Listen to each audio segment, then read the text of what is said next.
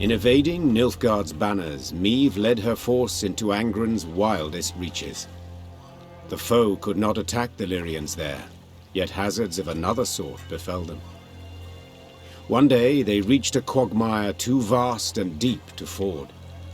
So the Queen summoned her engineer, Xavier, and called on him to build a makeshift bridge. By nightfall, he had drawn up plans. We shall start by laying abutments, then drive piles into the mire. The depth? We dropped plumb lines. 4 Ls. Consumed by the plans, Meve did not see as Xavier slipped a line off his shoulder. By the time she felt it on her throat, she feared it might be too late. I long awaited this moment, when we would be alone. You die now, Majesty, and with you dies Lyria's, the whole North will to resist. Hail, Ketzer, hail! What died was the Nilfgaardian rallying cry in Xavier's throat. At the last instant, Gascon and Reynard rushed in to save the warrior queen, and thus proved their loyalty beyond any doubt. Your Grace! Your Grace! There was no answer, but Reynard could hear her breathe. Meve would live. It was several hours later when Meve finally came to. She opened her eyes, then Gascon and Reynard helped her to her feet.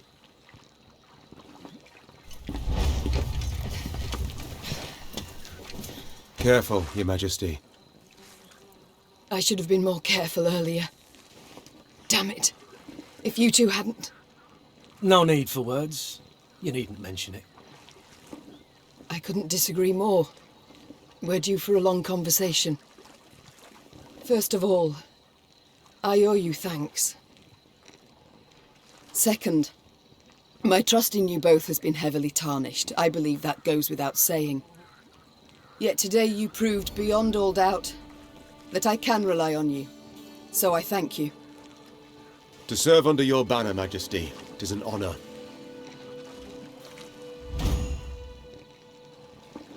Likely I'd have put it differently, but Reynard seems to have the right idea. Very well. We've reassured ourselves of admiration for one another enough. We've matters to which we must attend. I trust as I lay there dead to the world, you did not sit about with your thumbs up your bums. Have you at least learned why Xavier betrayed us, sided with the Empire? In a manner of speaking, yes. Your Grace, the rogue who lunged at you, in truth, was one Gwent ep Luinoch, a Nilfgaardian spy.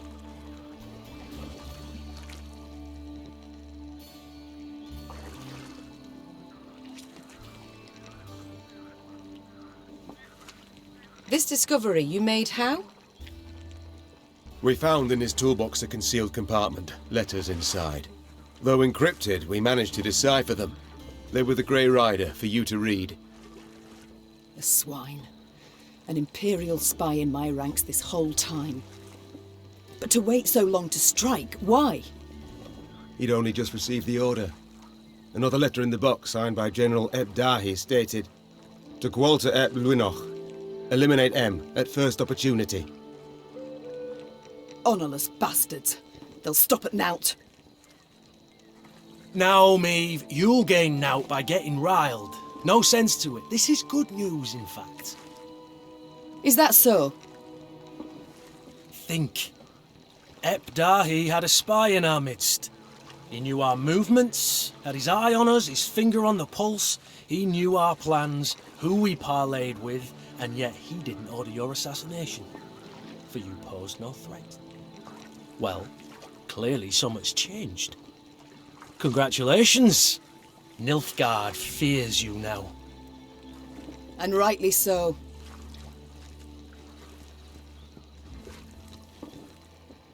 Just a moment, that makes no sense. He saved my life in Mahakam, on the bridge.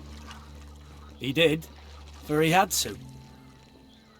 In one of the letters we found, Ep Dahi orders Gwalter to watch over Elder-in-Chief Hoog. The Scoia'tael in the mountains was sent there by Nilfgaard to recruit dwarves, but their commander, the Vixen, they feared she'd attack Gruver himself, something Ebdahi wished to avoid. Naturally. For someone else could seize power, someone not so neutrally inclined. Someone more likely to aid me, gods forbid.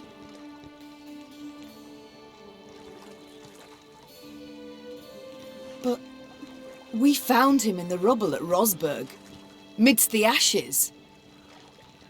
Precisely what placed him beyond suspicion.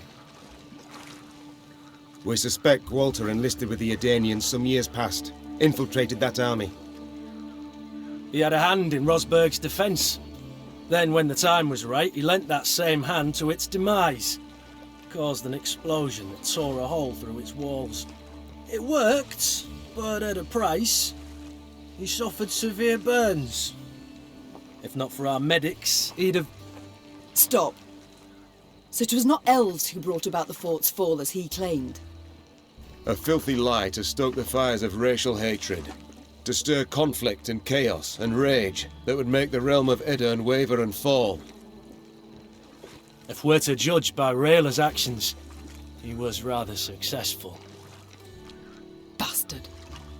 Yet even so badly hurt, in such pain, not for a moment did he drop his mummer's act. I've heard much of Nilfgaardian spies, Your Grace. They're trained from childhood, face constant indoctrination. They do anything for the Emperor, anything and everything. As soon as Gwalter spotted a chance to join our ranks, to be at your side, he took it, exploited it ably. To be brief, I've traitors all about me. Your Grace, you resent our actions, I understand, but... You, Willem, the Cad Caldwell, Gascon, Gabor, finally Xavier. Tell me how. How am I to trust anyone? You can't. Amongst all the realms in the north, you're Nilfgaard's sole rival. One remaining threat. All other rulers either soundly defeated and enchained, or tails tween their legs, they've donned Nilfgaard's leash. The Black-Clads will do all to destroy you, if not upon the field, then in secret, with an assassin and a quick, sharp blade. What's left? Prayer? Melitele too is sure to turn and take Nilfgaardian gold sooner or later. Ugh. We've talked enough. We must form up. Move on. Majesty, you ought to rest. You stand swaying. Your step can't be too sure. Only my horse needs step true. Maeve, you've just about had the life choked out of you. No time to play the hero. I'm not Gascon. Quite the opposite, actually. These damn swamps, they terrify me. I wish to get the hell out and never, ever look back. The Yaruga lies near. I sent scouts ahead. They've secured a barge. We can sail to Red Lobendon. Splendid. Sound the horns. We march.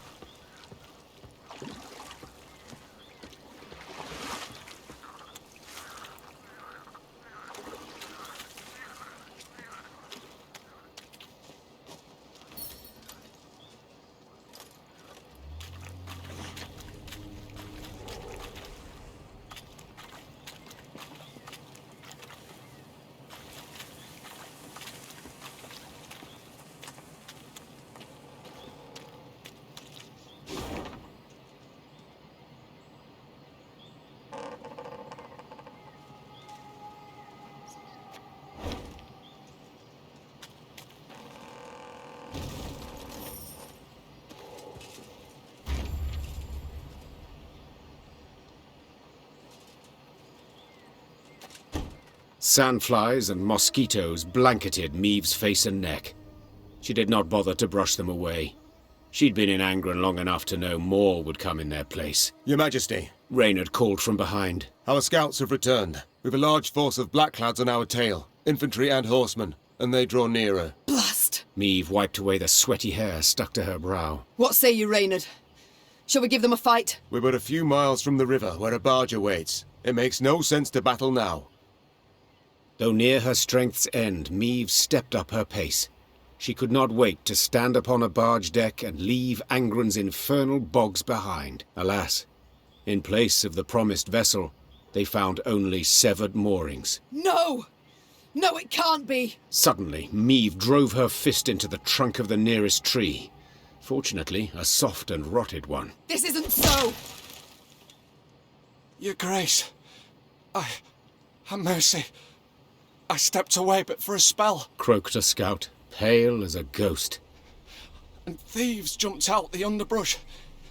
Fell upon it. Whole band of them. A white-haired warrior, a minstrel, and a lass what had a bow. Well, is that all? Interrupted Gascon. No vampire sat upon an ass with no saddle? You cocked up, man, damn it. Maeve, what now? The Queen turned back towards the swamp. Between the trees she glimpsed a golden sun glimmering upon a banner. We shall discuss that later, Said the Queen, drawing her sword. provided we survive.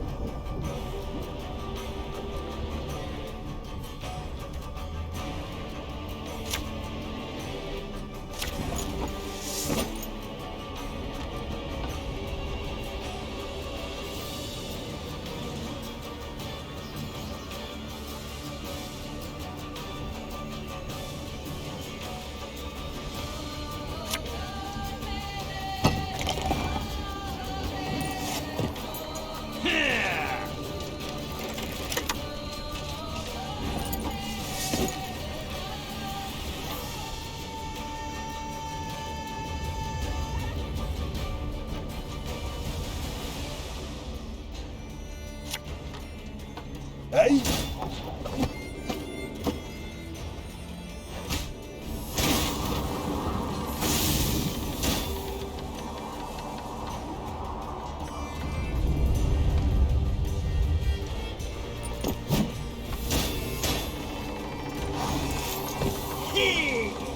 Very gloire!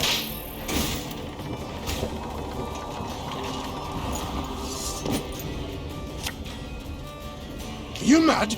Don't shake that!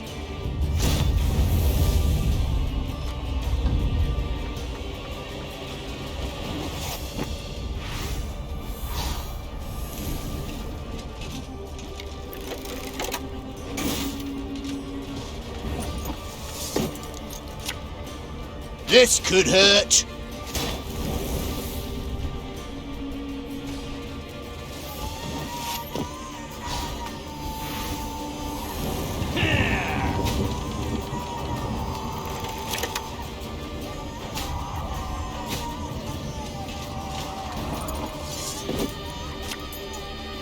Ever have a storm knock out one of your teeth?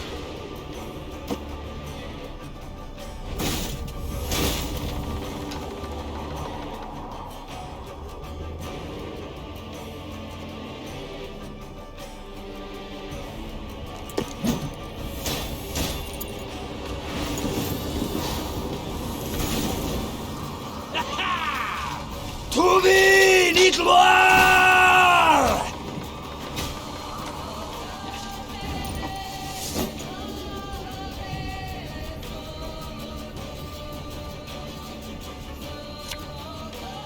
Death is only the beginning!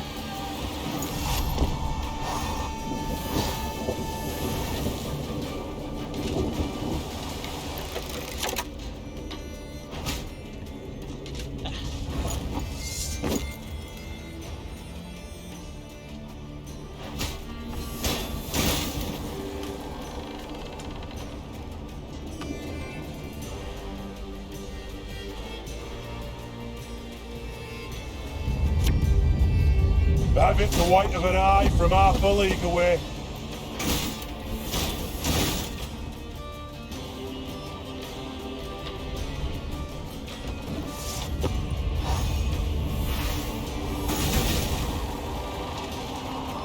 Alba!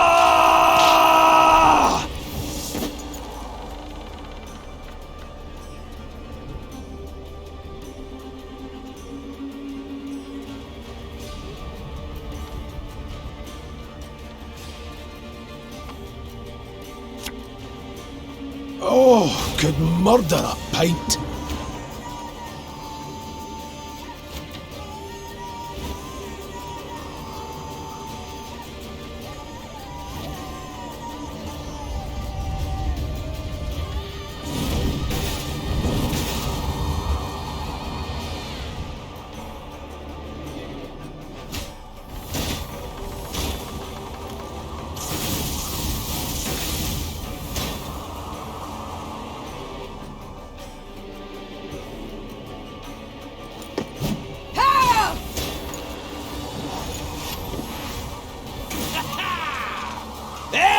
Gloire!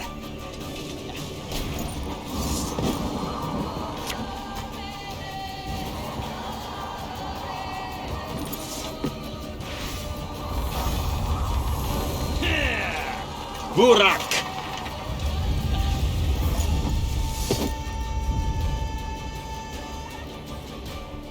Bigger they are, easier they are to target.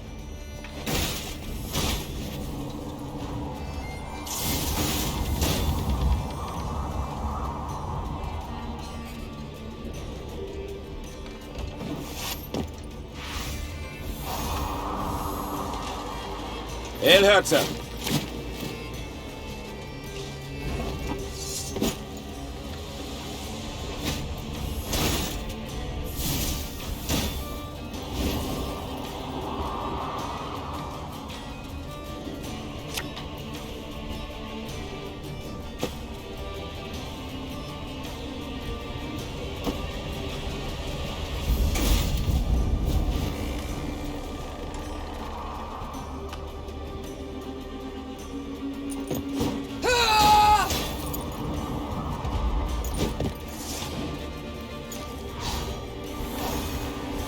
Nice Tedatu.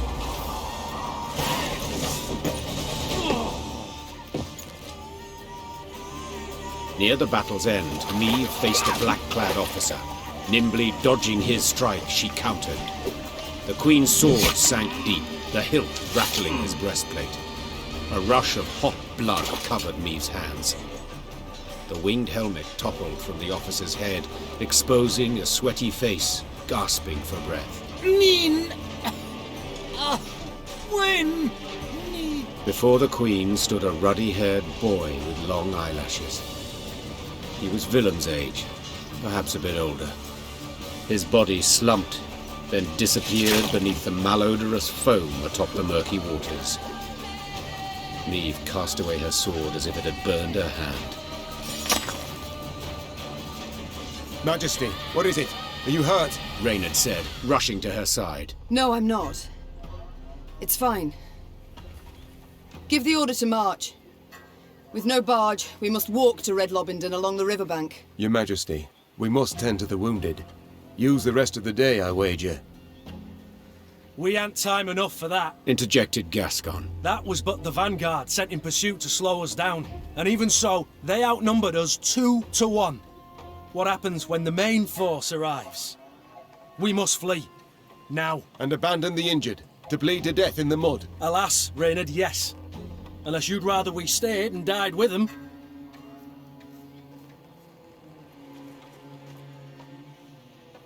Gascon is right. Should Nilfgaard close the distance between us, we'll stand little chance. At least you've the sense to... But I would sooner perish than let my men rot in this accursed swamp. The medics will tend to all the wounded. Then, what will be will be. I tell you what'll be. snarled Gascon. Ep Dai'll take a butcher's hook and gut you. Then hang you from Lyria capital's walls.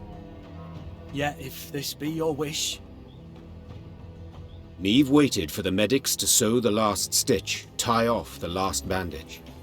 Only then did she order her force to move out. At the column's end, upon stretchers, lay those without the strength to walk, consumed by fever, dazed or unconscious, dying.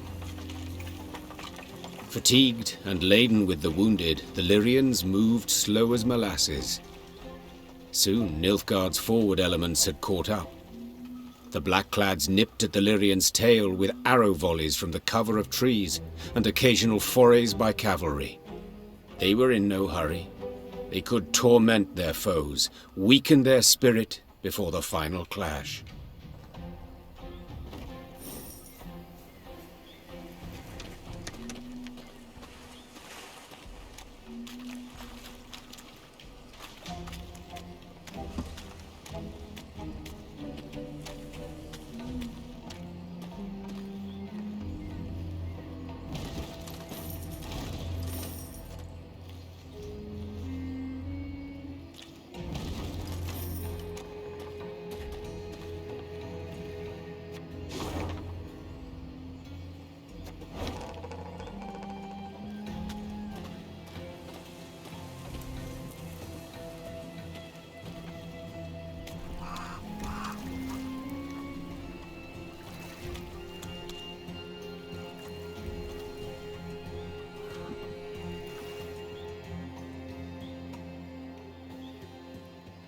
At long last, Meve spotted a dark form spanning the river's course, Red Lobendon's bridge.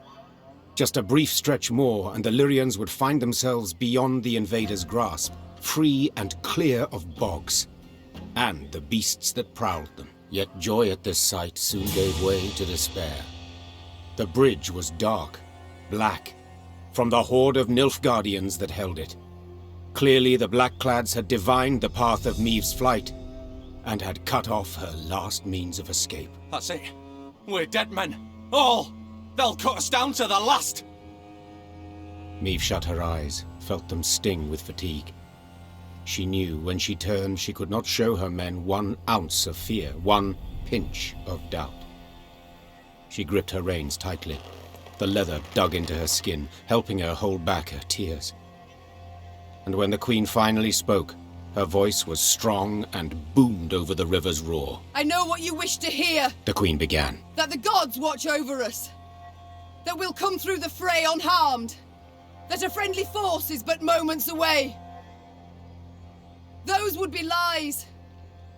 The truth is as bitter as it is undeniable. We stand cornered. Cannot win this fight. Cannot flee it. We can but choose how to die. Hanged from the boughs like common criminals, or weapons in hand like the fighters we are. I've made my choice.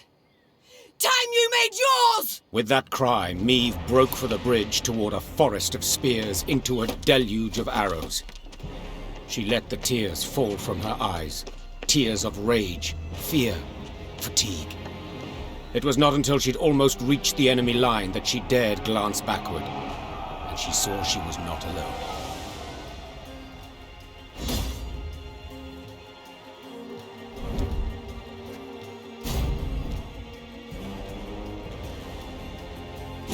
Defend the Queen! Valyria!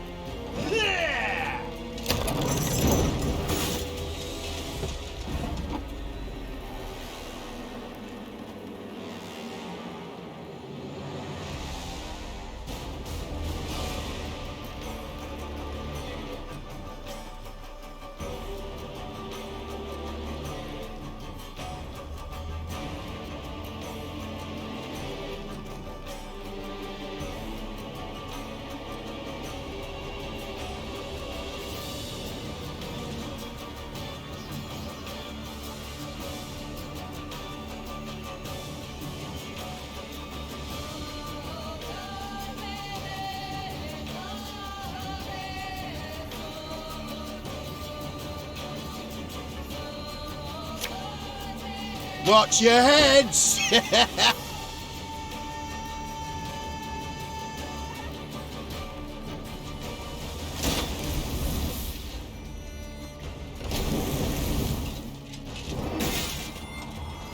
Inarin Yalde Crowfair.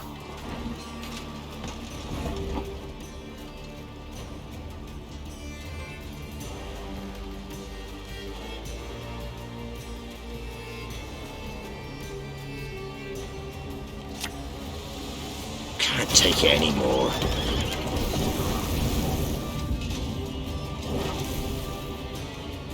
A highly curious case. We may die here today, but not on our hands and knees!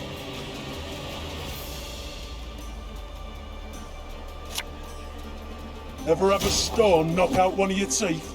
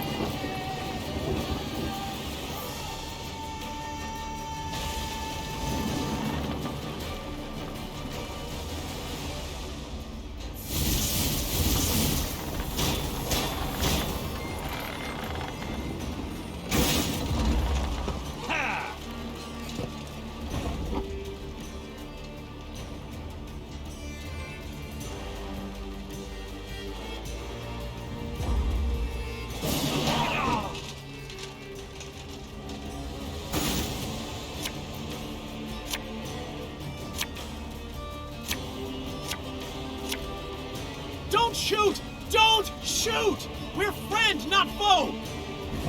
Damn it, just gets better and better. To the bridge! Cut the way back to the bridge! Bolster the defense!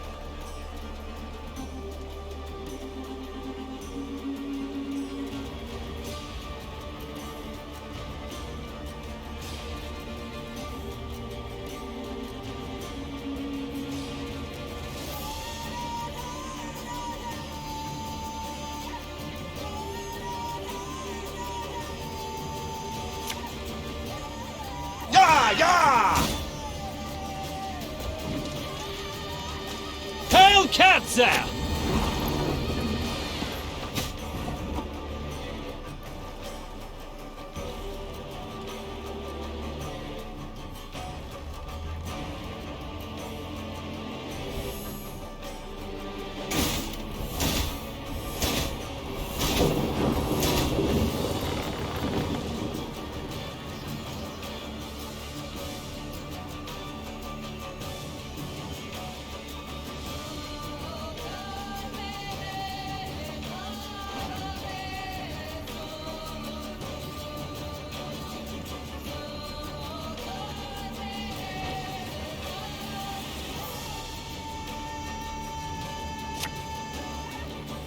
Have her done in a jiffy.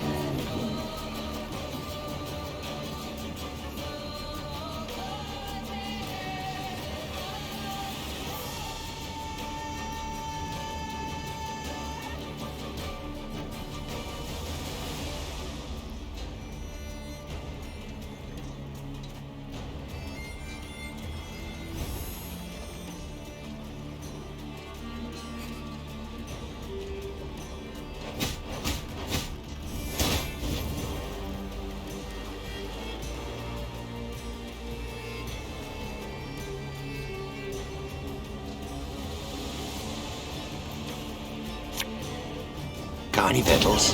Hungry like a wolf, I am.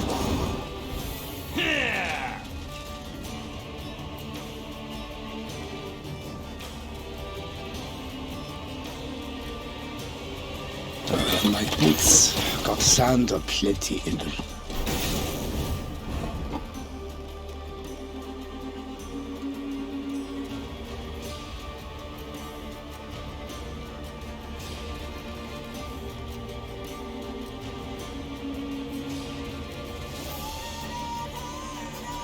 All right, that's no problem.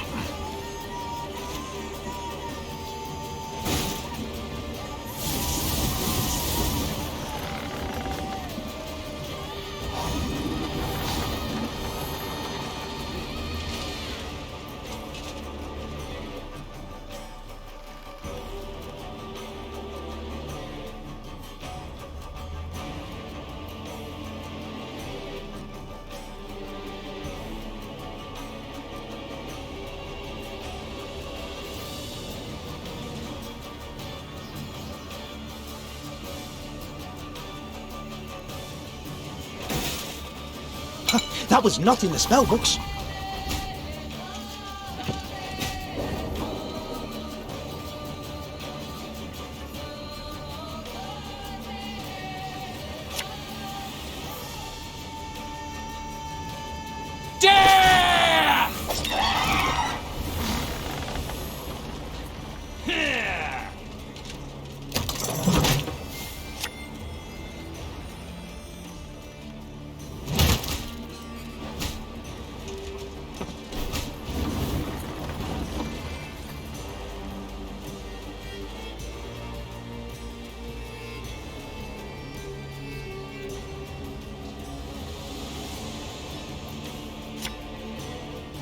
Death is only the beginning!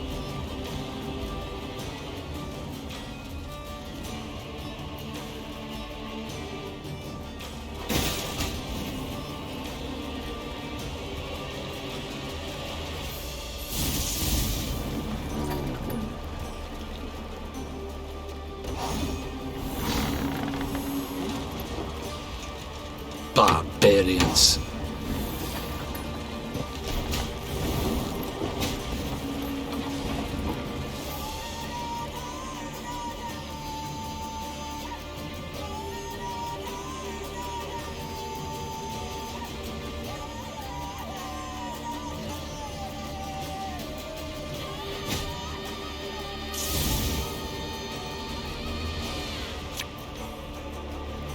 Should have listened to me, old lady.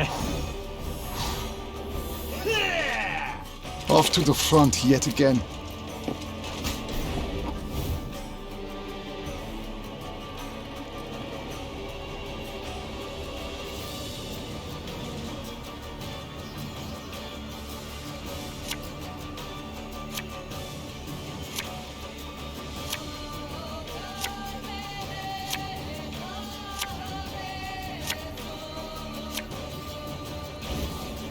Asking me for help. Now that's smart.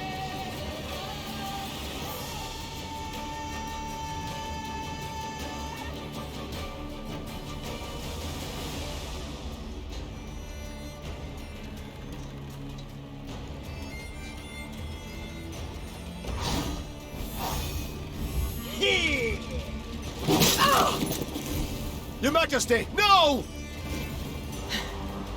I've lost my tooth. Fun of a whore.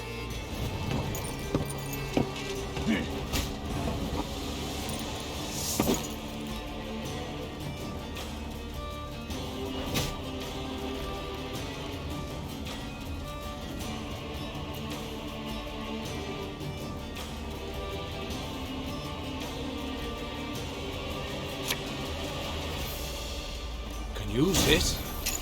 Not sure for what just yet.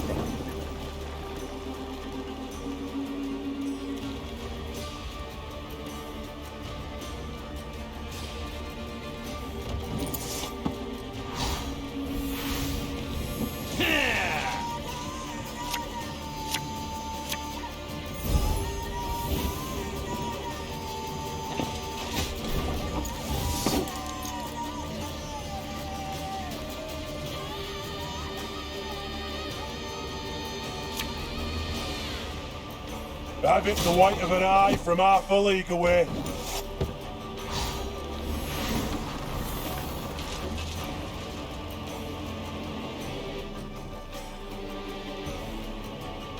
Eddard Fane!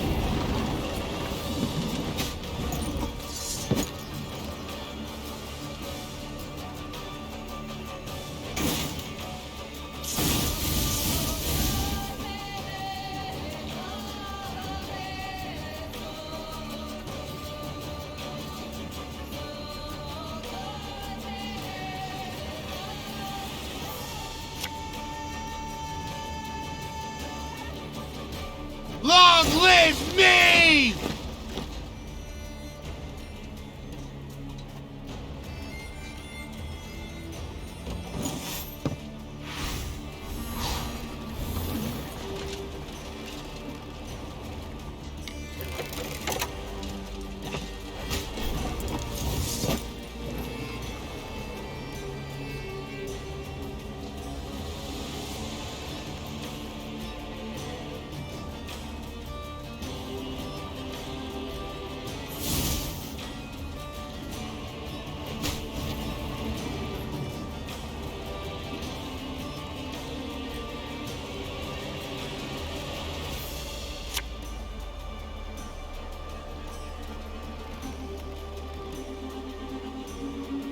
Catch!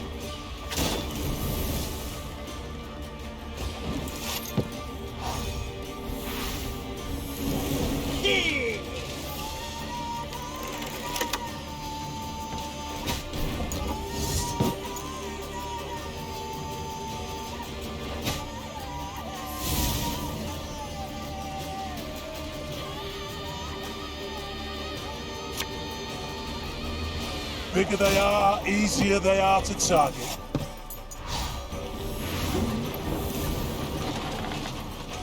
Egruto dum anime est, fes est.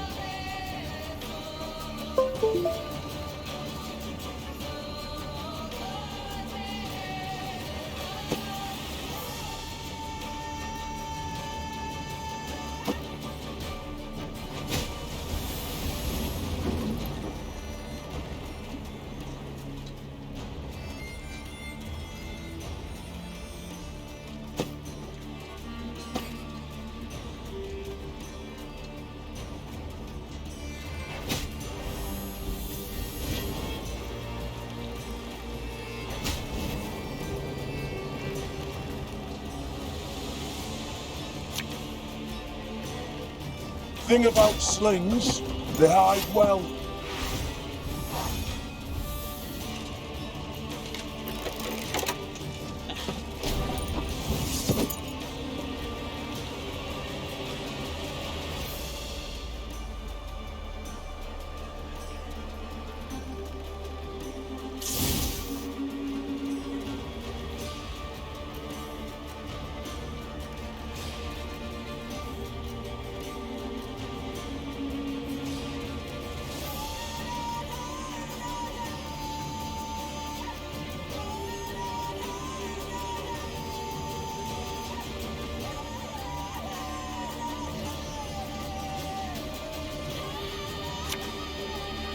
Nothing personal, I assure you.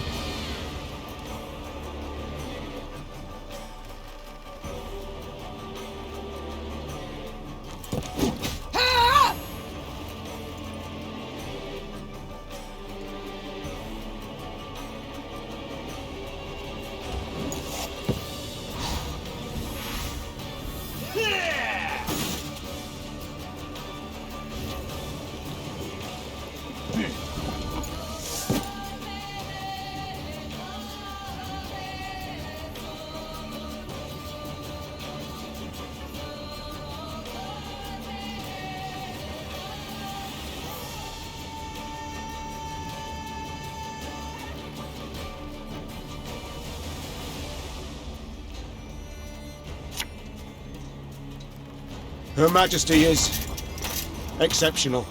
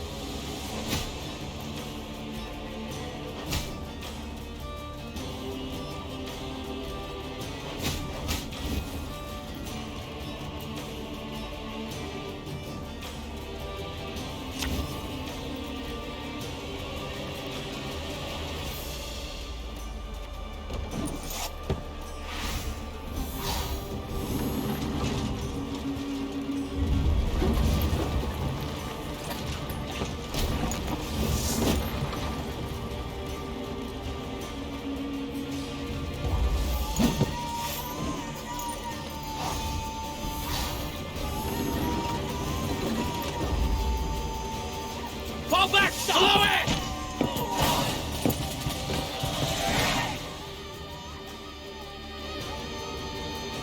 Meve was victorious on the banks of the Yaruga, but paid dearly for it. She lost a host of men and suffered harm herself. Yet she'd have been doomed, if not for a certain white-haired witcher. Meve longed to meet her mysterious savior, and set off in search of him as soon as the battle dust had settled. She found him with the field surgeon and learned he was none other than the Witcher Geralt. Yes, incredible as it may seem, I've heard the tale from several and can vouch for its truth. At any rate, making note of the fact that Geralt's ears were ringing from a blow with a mace, Meve began immediately to interrogate him. You for Thronebreaker? Asked Meve, prodding him insistently. For a spell, Geralt worried his hearing was shot, but then realized the Queen had a lisp. Worked out that way, I guess. You guess? Meve gagged on the blood in her mouth. Someone hold me! The Queen felt Geralt merited the highest honor, a knighthood. Another monarch might have delayed until a more opportune time, but not Meve. Meve delayed nothing. Count Odo, you, sir, do the honors. Alas, I cannot because of my tooth. For valor shown in battle, I, Meve, by the gods' grace, Queen of Lyria and Rivia, hereby do knight thee. Geralt of place unknown. The bridge you felled with men from Rivia. Or so you guess. I guess it falls to me to dub thee Geralt of Rivia.